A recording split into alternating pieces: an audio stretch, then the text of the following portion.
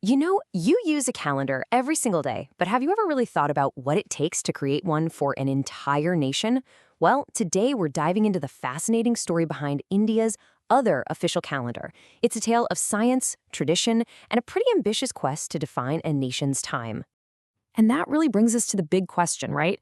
In the middle of the 20th century, with the Gregorian calendar already being used everywhere, why on earth did newly independent India decide it needed to design a whole new calendar pretty much from scratch? Well, the answer starts with a really interesting fact that you might not know. India officially operates on two different timelines. Yep. Right alongside the Gregorian calendar that we all know, there is a second official system, and it was designed for very specific and very important purpose. And this is it, the Indian National Calendar, also called the Shaka calendar. It was officially adopted back on March 22nd, 1957. And we're not talking about some dusty old relic here. This thing is actively used in the highest offices of the nation. I mean, if you were to actually look at the Gazette of India, that's the official government journal, you'd see the dates printed right there, side by side. It's a quiet little symbol of this dual system. So, what was the problem this new calendar was supposed to solve? It wasn't about replacing the Gregorian calendar that everyone used for, daily business. It was about trying to tame this widespread, kind of uniquely Indian chaos. So, just how big was the challenge that made them do all this? Well, you can pretty much sum it up with this one number: 30 plus. That's because back in the early 50s, there were over 30 different calendars being used all across the different regions of India. I mean, can you just imagine trying to schedule a national holiday, or date an official document, or plan any kind of civic event? It must have been an absolute logistical nightmare. This quote from India's very first Prime Minister, Jawaharlal Nehru, really gets to the heart of it. For him, this wasn't just some practical headache, it was deeply symbolic. All of these different calendars, they were leftovers from old political divisions. And he argued that a unified modern India needed a single, scientific way to mark its own time. So this whole situation led to the creation of the Calendar Reform Committee in 1952. It was led by the brilliant astrophysicist Meghnad Saha, and their mission was clear: solve this problem not with politics, but with pure science. The committee's goal was simple, at least on paper: untangle centuries of tradition and create one accurate calendar that was grounded in modern astronomy.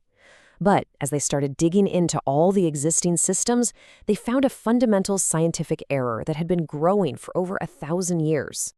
Okay, so here's the core of the problem they found. A lot of India's traditional calendars were based on this ancient text, the Surya Siddhanta, which calculated the length of a year as well. You can see the number there. But modern astronomy knows the true tropical year, that's the actual time it takes the Earth to go through one cycle of seasons, is just a tiny bit shorter. We're talking about a minuscule difference, just 0.01656 days. But over centuries, oh yeah, that tiny error becomes a huge, huge problem. And this is what it adds up to. Over the 1,400 years since that ancient text was widely used, that tiny daily miscalculation had piled up into a massive drift of over 23 days. So what does a 23-day drift actually mean in the real world? Well, it meant that the new year, which was supposed to be tied to the vernal equinox, the start of spring, was now happening 23 days late. All these important seasons and cultural festivals were slowly drifting away from their natural astronomical timings. The calendar was literally out of sync with the cosmos. So the committee came up with an absolutely ingenious solution: a brand new calendar that fixed this scientific mistake while still honoring India's incredibly deep cultural roots. And the result was the Shaka calendar. And you can see just how elegant its structure is. The month names, like Chaitra and Vaishakha, are totally traditional, pulled from older Hindu calendars. But the lengths of the months, those are now fixed and scientifically determined. The first 6 months have 31 days, and that's to accurately reflect the sun's slower movement across the sky during that part of the year. Pretty smart, huh? And the leap year rule is just beautifully simple. It was designed to keep it perfectly and permanently lined up with the Gregorian calendar. All you do is take the Shaka year, add 78 to it, and if that result is a leap year in the Gregorian calendar, then boom, the Shaka year is 1-2. It's such an elegant fix that makes sure no future drift can ever happen again. And right here, you can really see that amazing blend of old and new. The weekdays keep their ancient Sanskrit names, which, just like in English, are tied to the 7 classical planets. So Ravivara is the sun's day, Sunday. Somavara is the moon's day, Monday. You get the idea. It's a system that feels both universal and, at the same time, deeply connected to a very specific cultural history. So what happened to this carefully, scientifically crafted calendar? Did it actually work? Did it succeed in its ambitious mission to unite the nation's time? Well, the answer really depends on how you define success. So let's look at the outcome. The calendar was adopted, and it did become the standard for all official government business. But it didn't replace the Gregorian calendar in daily life. Not at all. Nor did it replace the many traditional calendars people use for religious festivals.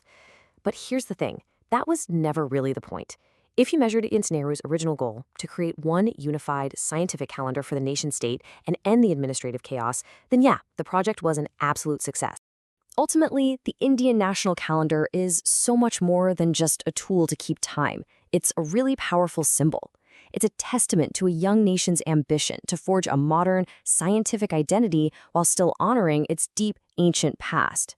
So while it may not be the calendar most people live by day to day, it's the one that officially marks time for the nation itself. A quiet, daily reminder of that quest for unity in a land of just incredible diversity.